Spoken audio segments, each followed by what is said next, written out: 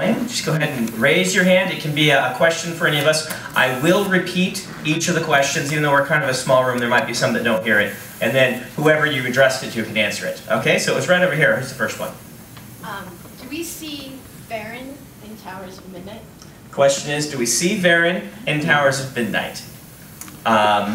Boy, you're trying to figure out something that the fans have been trying to figure out. I'm going to go ahead and raffo that, just for good measure. Yeah, because I know what you're trying to figure out. You're trying to eliminate possibilities for who Nakomi might be. But, so I'm just going to raffo that. Thank you. Other questions? Right here. Since his epiphany, does Rand recite his list?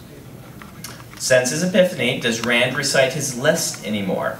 That is also going to be a raffo. Basically, the reason I'm raffling that is by design and intention, we don't see a lot of what Rand is thinking in Towers of Midnight. And so we're going to save what Rand is thinking for the next book. Patty. I have a question on behalf of the peanut gallery out here. Yes. There's a bunch of people standing outside that can't get in. Somebody out there would like to know about the red veils and if it's something that we've seen before. The red veils, the question is, the red veils, have we seen them before? Can you tell more about them? No, Rafa. We're batting 1,000. The people who are outside, are they going to be able to come in and get books signed after this is all done? Okay, there's just not spaces for them to all sit because it's a small event space. That makes perfect sense. Okay, excellent. So, you can't talk about it. What's that? You can't talk about it. The red veils are complete raffo. I'm sorry. But if a person has a short question, it can be asked when they come up for signing. Yes, that's also true. You can ask questions when they come up to get their book signed. Okay, right here. In Towers of Midnight, have we seen an instance of someone being turned by the 13 and 13? Oh. My goodness, you people are very, very, very specific with your questions. You have the longest running set of raffos. I'm not going to give anything that might give a spoiler for Memory of Light. And so, yet another raffo. Oh boy, I feel bad now. Normally I do like one or two. So, alright, we'll do this guy right here and then we'll work our way that way. Okay, after his epiphany, does Rand still have access to the true power? Does Rand still have access to the true power? What an excellent question. That is a question I'm not going to answer.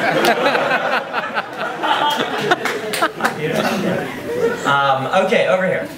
In books 4 and 7, when Matt is speaking in the Old Tongue in Finland and during his conversation with Brigade, that it's written in a very distinct voice when he's speaking in the Old Tongue.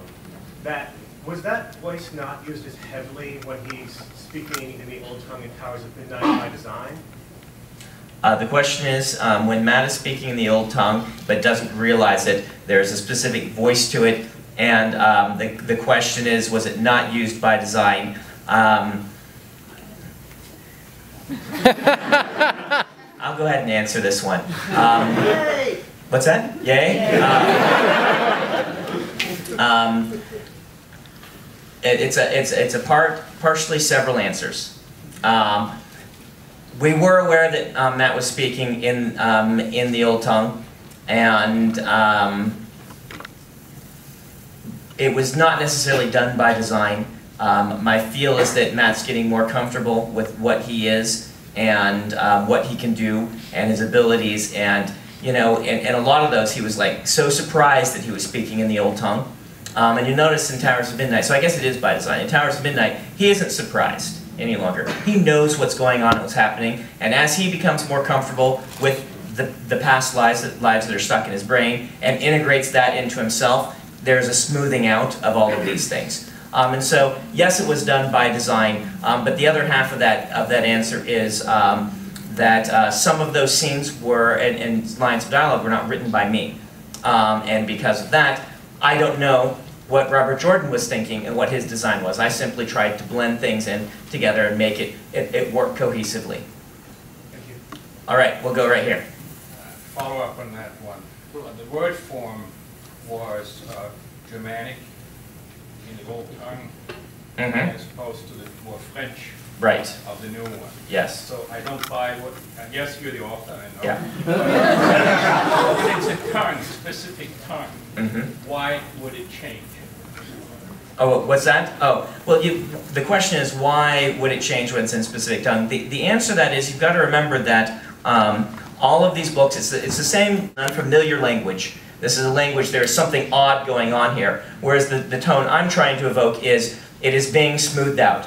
And we do that by changing the forms, the verb tenses and things like this to make it feel one way or another, when if you actually strictly looked at it in translation, it's all things that upon the translator, who is this non-existent person that we're pretending exists. But you know what I mean when I'm talking about that? Does that make sense? It's a set of mental gymnastics where the actual nature of the words and the forms chosen is trying to evoke a feel rather than trying for a one-to-one translation in all cases.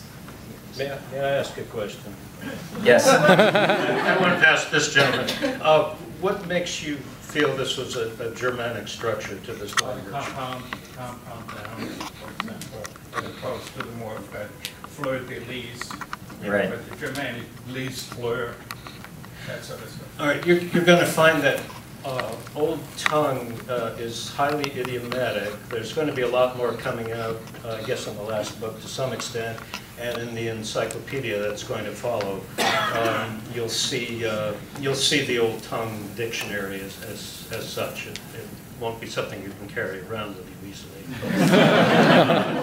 And you'll find that not only is it highly idiomatic, but it's constantly shifting. There were so many periods in which Old Tongue was used. It transformed dramatically, and it's almost like Latin in the sense that you can put any word in almost any order. And also certain words mean more than just one word. Not that it's a compound word, but for example, numbers. In the latest book, someone mentioned something online. Well, there's something wrong with that Old Tongue translation because a word is missing. It's not missing. There was a number given. I think it was 10 in Desia. And that actually, idiomatically and otherwise, is a compound. It actually stood for 10 arguments. And there's a reason for that. So don't get too locked into Old Tongue, in other words. It's a very, very fluid language. And I always rely exclusively on Alan for all Old Tongue stuff. No, honestly, it's one of his specialties. I will actually write, insert Old Tongue that means this here. Alan does it. Okay. It's from my background in stuttering and double tongue. All right, the gentleman in the way back in the corner, yes. In the prologue, we see Pod on Fame a certain part. In the back of my head, that entire scene, I'm hearing Gollum, Gollum. Please tell me, hoping answers know that he's not going to turn out the way Gollum turned out. The question is comparisons between Gollum and Padan Fane. I'm very aware and cognizant of this, and trying to distance as well within the notes, you know, what was indicated, but also trying to make sure that I'm cognizant of this. We don't want Padan Fane to turn simply into a Gollum. In fact, Padan Fane in the original draft of that scene was a little less crazy because I worried about the Gollum overtones, and Harriet wrote back and said, he's way crazier than this. You've got to make him more crazy. And she was right, but it does lead to some comparisons like that. I think you will find him filling a different role completely.